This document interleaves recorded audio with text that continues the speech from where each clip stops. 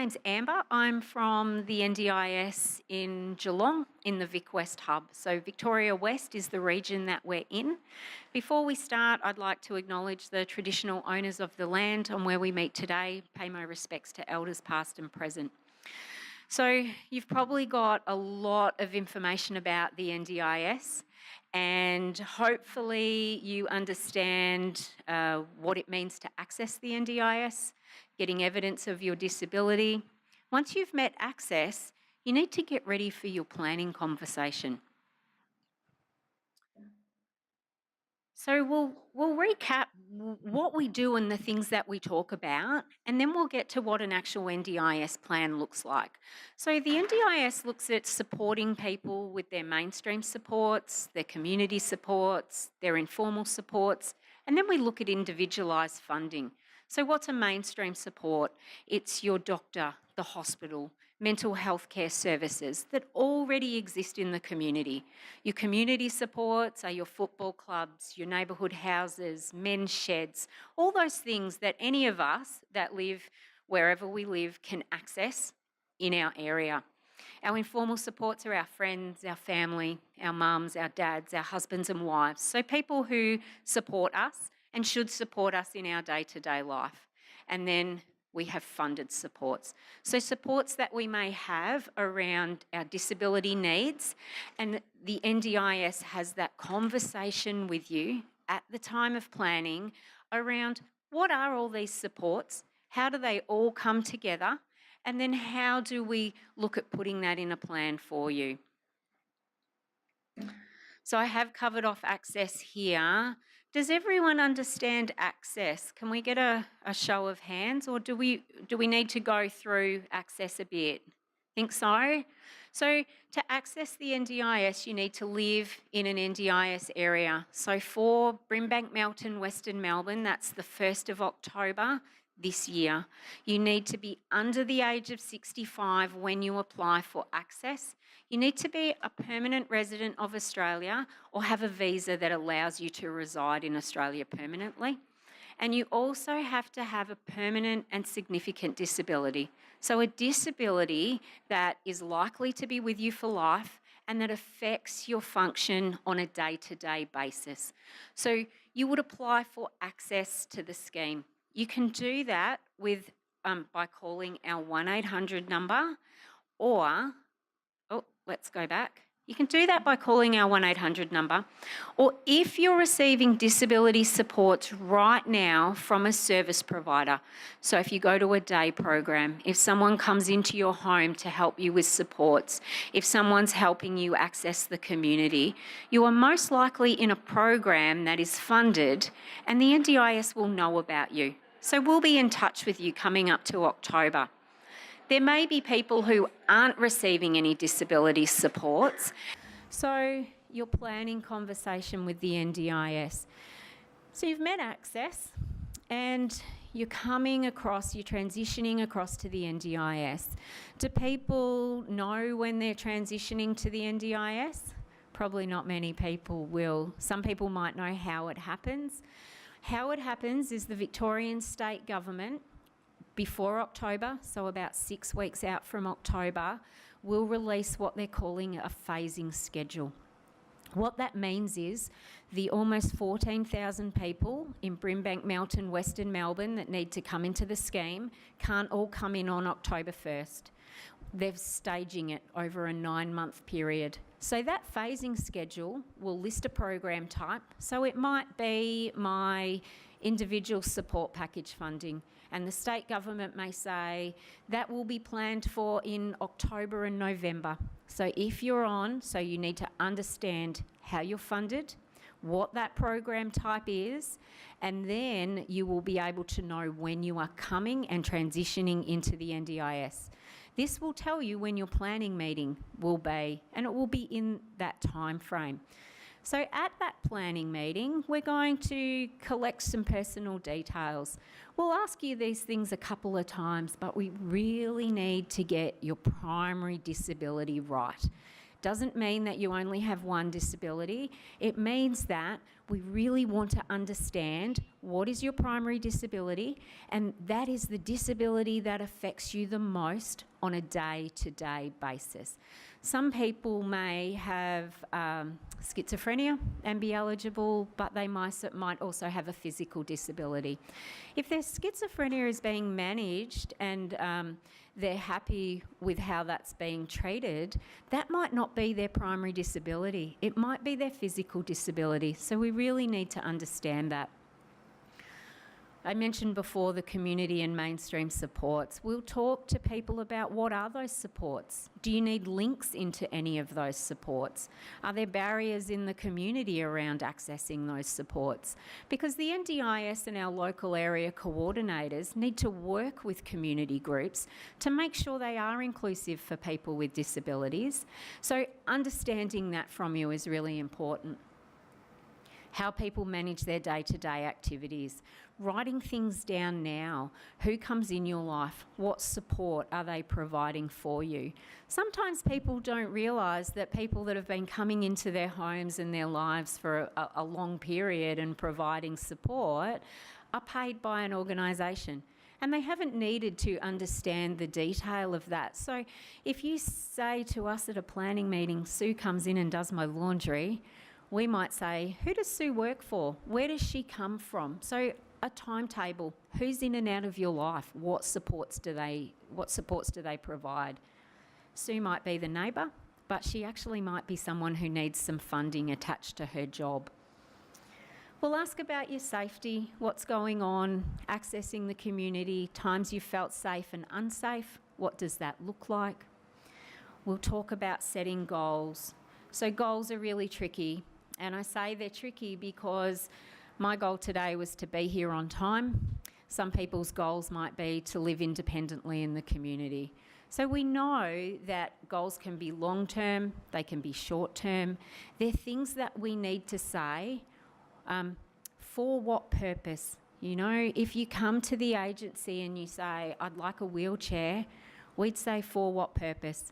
And it sounds really self-explanatory, but when you talk through what the reason is for you wanting something, I would like a wheelchair to be able to access my community independently, to be able to get around in my own home. That's the goal. We keep goals really broad.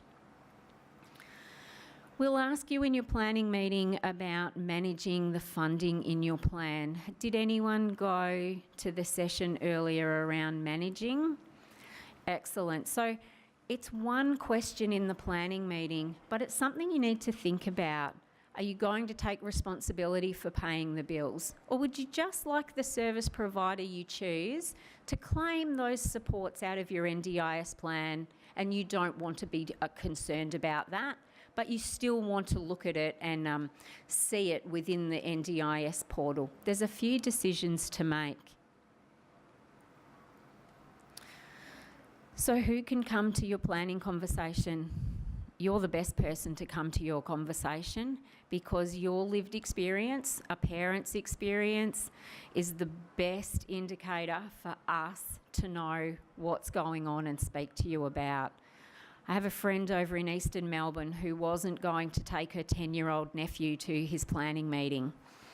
And she was on the phone to me and I said, you need to go to school, you need to pick him up, you need to take him. And she said, well, why? And I said, well, do you know about his orientation and mobility training? He's a young boy who's blind. I said, do you know about the feedback he gets from his cane? Do you know about his daisy player? And she said, what are all those things? I said, they're things that the NDIS need to know about and he's best placed to tell us about that. So if the person with a disability can go to their NDIS meeting, absolutely they should come to the meeting. So people who support you, friends, family, service providers, there are a range of people who are really important to help the NDIS collect information. It could be an advocate that you choose. We always say, just let us know who you're bringing so that we have enough chairs in the room.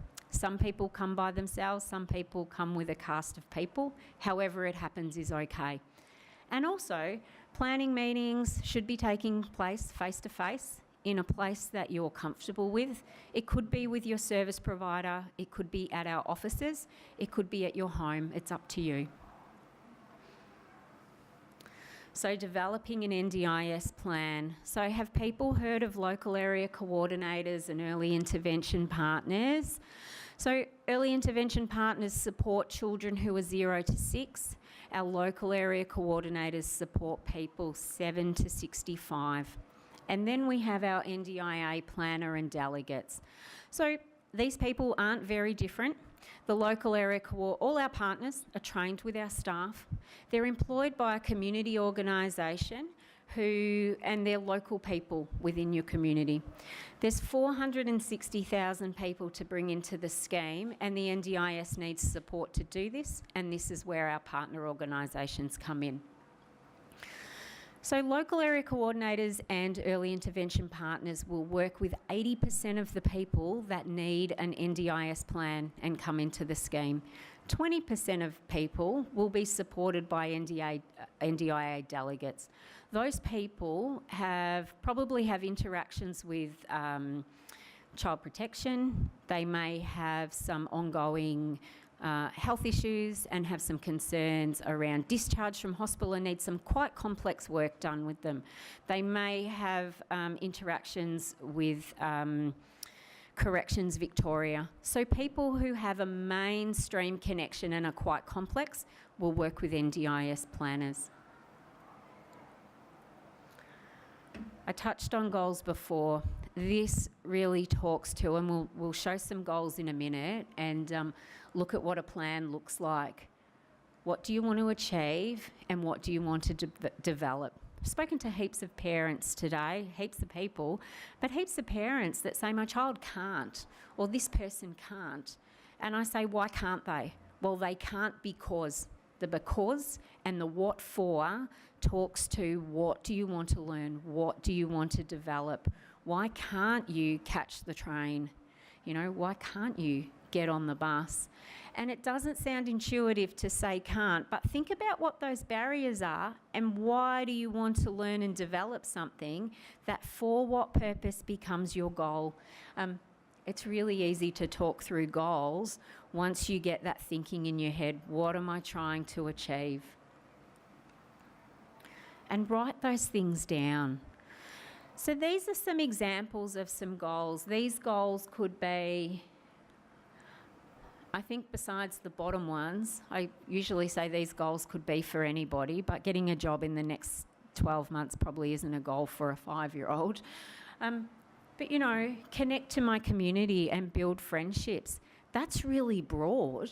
And there'd be a funding amount in your plan that then you choose your provider and work with them to get towards that goal.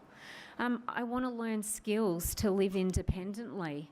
That might look like a range of things for a range of people. You could travel on a journey to get to that goal and realise that living independently wasn't what you thought, and then how you structure learning those things can change along the way that you go through your NDIS plan.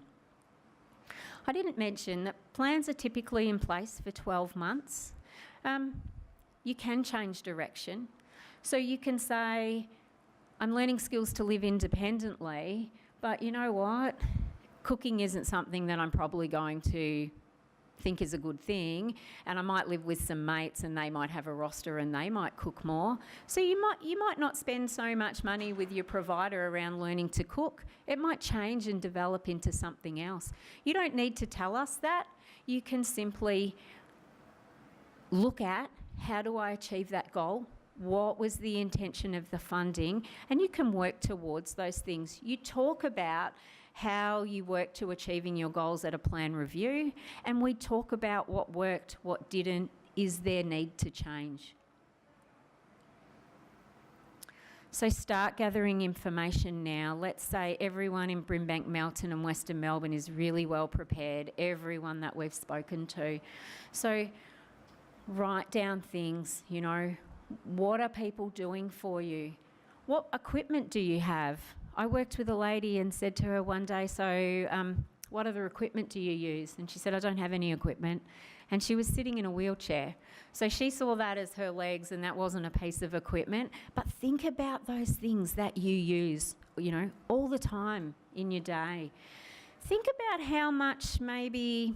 Talked to a lady the other day and she said, "Oh, I'm fine, I do things really independently." But when we broke down the tasks that her mother performed for her as a carer, she realised that if her mum wasn't there anymore and mum bought a caravan and travelled away on holidays, mum thought that was great because she wanted to visit someone in Tasmania, that this lady who would be a participant wouldn't be able to transfer, wouldn't be able to get dressed, wouldn't be able to shower. So really think about who's providing you supports and what are those tasks they're doing for you in your life. So, any reports that you have, you don't need to go and spend money on getting reports. You've met access. You're in your planning meeting stage. So what we want is anything that's relevant that you already have. Some parents say, "I have 50 years of documents. Do you want those?" Not necessarily. Bring what you think is relevant to right now for you that describes your disability support needs. So if you're funded by DHHS, ask them for a copy of your individual support package. Ask your service provider of the level of funding that you currently have. You don't need to break it down into days and hours. A timetable can do that. Your provider can give that to you. So find any documentation that you think is really helpful to bring to us that paints a picture of what's going on for you in your life.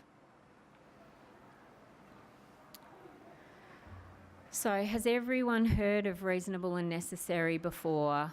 So all these 6 things carry equal weight when the NDIS are making a funding decision. So reasonable and necessary is section 34 of our legislation, and delegates need to consider, are things value for money? Have we taken into consideration the expectations of informal supports? Is someone accessing mainstream services? Are those supports most appropriately funded by the NDIS? If things should be funded by another service sector, the NDIS can't fund those. And that's where we need to explain to you why that is, what that looks like. So if you ever have any queries around why the NDIS does or doesn't do particular things, always ask our staff. We should be able to give you a really good description of why something is or isn't appearing in someone's NDIS plan. We need to look at facilitating social and economic participation. Effective and beneficial too. So is it an evidence-based practice around what we fund? So all these 6 criteria have to be said yes to before funded supports can be applied in someone's plan. Knowing this too, think about for what purpose, what is my goal?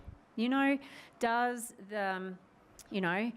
getting out in the community facilitate social and economic participation for someone with mental illness? Is it effective and beneficial? Should we be funding it if their function is affected on a day-to-day basis? Do they live by themselves? There's not an informal network to consider. Is it value for money? Yes. And are they pursuing their goals? So that's the decision-making process we go through. So think that too when you're thinking about your goals. So getting a plan. We've trekked through really quickly, and I've got Nick's down the front, who is from the Disability Services Commissioner, who will have a chat to you in a minute. But you've had your planning conversation. You've had it with a local area coordinator or an early intervention partner, and they send that plan off to an NDIS planner. The reason they send it to us is local area coordinators aren't delegates under the NDIS Act. So the only thing that a local area coordinator cannot do for you is approve the funding. They work really closely with our planners. So they'll collect information at planning time, they'll develop your plan with you, they'll send it back to the NDIS, they have a really close working relationship with us, and our delegate should understand you from the information that the local area coordinator gives us. and a planner approves the plan. So a plan comes out to you in the mail, and you'll probably get it in the mail before your local area coordinator's on the phone to you, talking to you about implementing your plan, because that's the next step.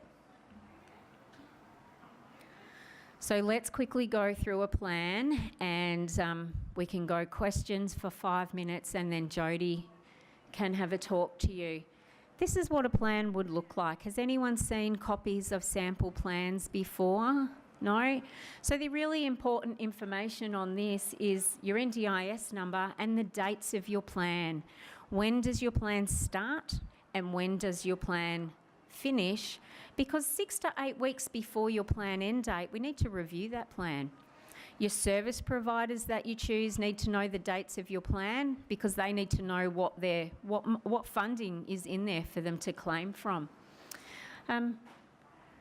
Dates are really important, especially because the date that your plan starts is the date that your funding from other programs finishes.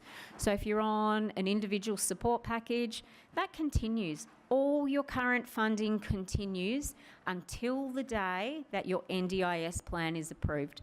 So if you don't phase into the scheme until next February, nothing changes for you right now. Everything runs along with your current services. Once your NDIS plan is approved, that's when the NDIS take over that responsibility and you start using those services with the money in your NDIS plan. It's really text heavy. I don't expect people to read this. But as we whiz through, you've had your planning conversation, and this is how it comes together. We've asked about your life and who comes into your life and what they do. You might see descriptions in plans that are one line. They might be a page. It's up to you how much information you put in there. But from Marty here, we know what Mum and Dad does, and we know what he likes, and we know he's 36. We know that he's fairly independent and some of the skills that he has. We know that he goes to work in the local football club where he volunteers. It just puts a picture of a person. Some people like to use their NDIS plan as a one-stop shop. So they might list, as we head through, they'll list their goals, of course. So you can see that the goals are really broad here as well. Goals could be in the language of the person with a disability. They could be in the voice of a parent. If it's a young person, the language could be, I would like my child to achieve, or Amber expressed that she would like her child to, achieve a particular thing. It's up to you. It depends on the situation. So we've talked about you, we've talked about supports, we've talked about what you do in your daily life.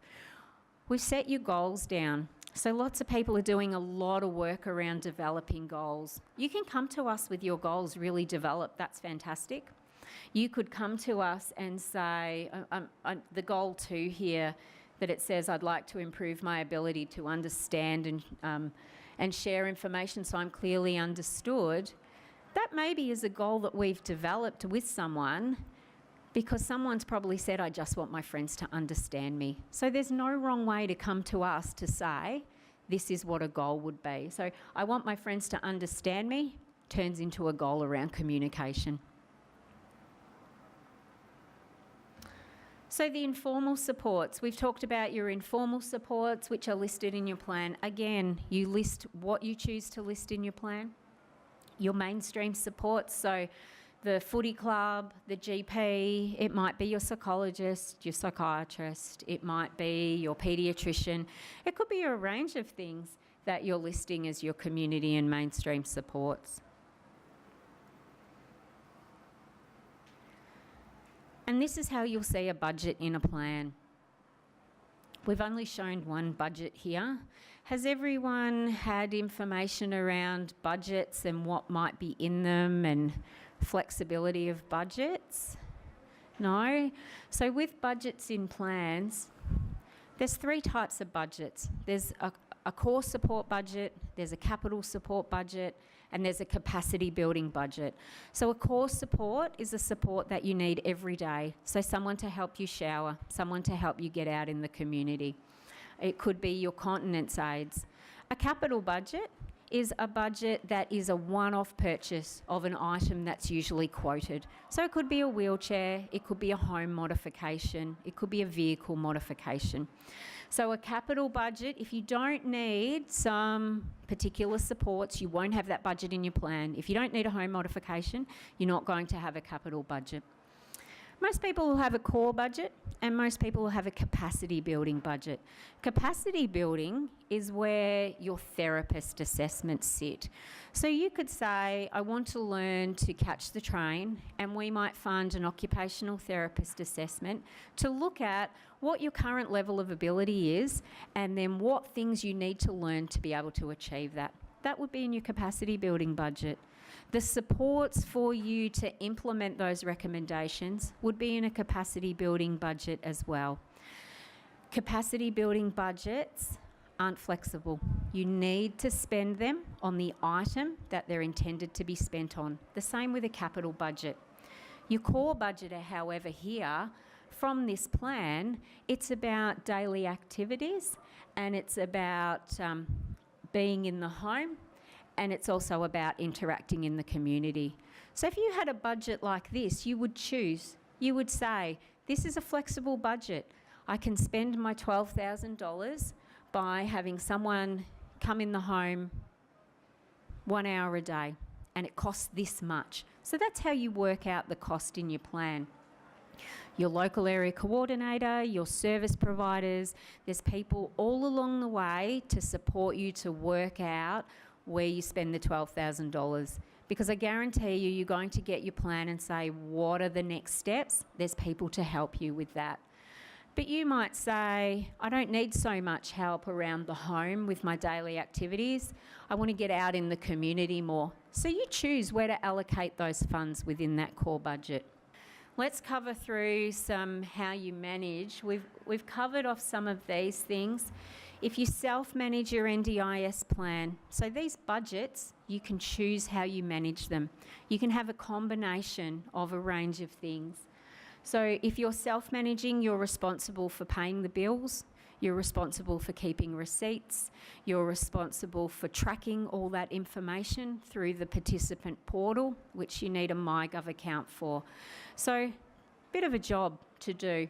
But lots of people are managing ISPs, and I think there'll be quite a few people self-managing. You can have NDIA management, that's agency managed. So you could say, I'm happy with my provider, you just get in the portal, when you've delivered a service you claim funds. You can still see what's going on in the portal and who's claiming and when they're claiming, so you can still follow your budgets, but you're not paying the bills yourself. Plan management. Let's talk about providers in the sense of registered and unregistered. So if your plan is agency managed, you need to choose an NDIS registered provider. So check with your providers before your planning meeting. Are you going to be an NDIS registered provider? If they say yes, that's great. You can say, I want my plan agency managed. If they say no, and you still want to stay with them as a provider, you need to be self-managing that budget because you need to get the bill, you need to pay them. But if you think I can't self-manage and I still want to choose an unregistered provider, you can ask for plan management. We fund plan management in people's plans, and what that would mean is the plan manager, who's a registered provider of the NDIS, will get the bills for you and they'll pay and claim the money from the NDIS. So they're a middleman to make sure someone gets paid. So start asking your providers, are you going to be registered with the NDIS? So providers who are registered with us meet our terms of business. There is a price guide on the internet. They can't charge above the NDIS price. They've agreed to that with the terms of business. Unregistered providers can charge above the price guide. So you can still use them, but if a therapist charges $200 instead of $175, you would use your budget quicker, or there might be an additional cost you have to pay. So think about that. But because someone is an unregistered provider doesn't mean that they're not a good provider. It might mean they've simply chosen not to do business with the NDIS. But you also take on that risk. So if you're choosing an occupational therapist who's not registered with the NDIS, you would not want to know they're a registered occupational therapist and they're registered with their governing body, so you need to do that work. Registered providers as well also come under the quality and safeguards through the current state government. So think about registered providers and understand that risk of their registration, and always ask them. But unregistered providers does not mean that they're not a good provider.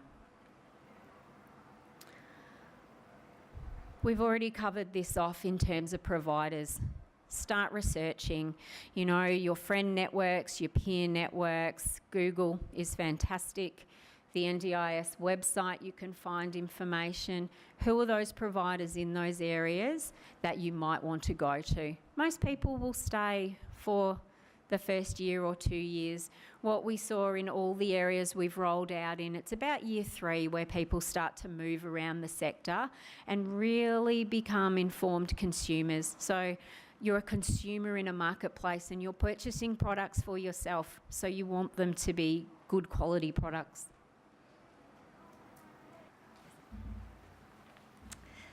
Thanks, Amber. So my name's Jodie. I'm from the Disability Services Commissioner. Can I just ask how many people in the room have heard of us? If you could... No, not that many. Okay, all right. So for those of you who have not heard of us, the Disability Services Commissioner takes complaints about Victorian government-funded disability services now. So now that you're not under NDIS, we can take complaints about your service providers. Once you roll out onto the NDIS, we also take complaints about NDIS registered funded disability, NDIS funded registered disability services. Okay.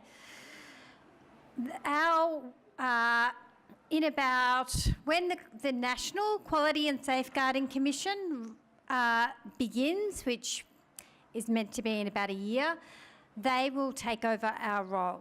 But we're the people that you can come to if you've got a complaint at this point of time. And when that begins to change, we will let you know that that is going to happen. Okay. So why I'm here today is to let you know that it's okay to complain.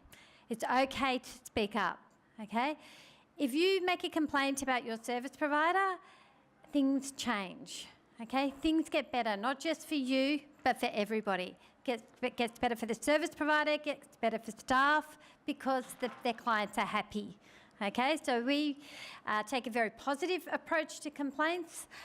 Sometimes we really believe in giving you as much power as you can. So sometimes you might want to complain to your service provider yourself, but you just want to have a chat with us about it, to know what your rights are, and to know the best way to handle it.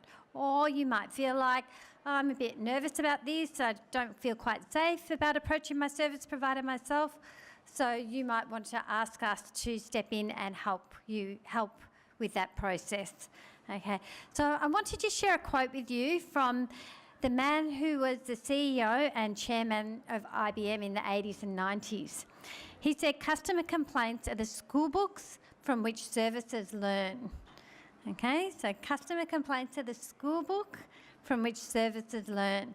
They're really, really important. And at the moment, the NDIS is new. So it's changing and it's evolving, and it's changing in response to the complaints and the feedback that they hear from you. It's a new scheme, everybody's learning.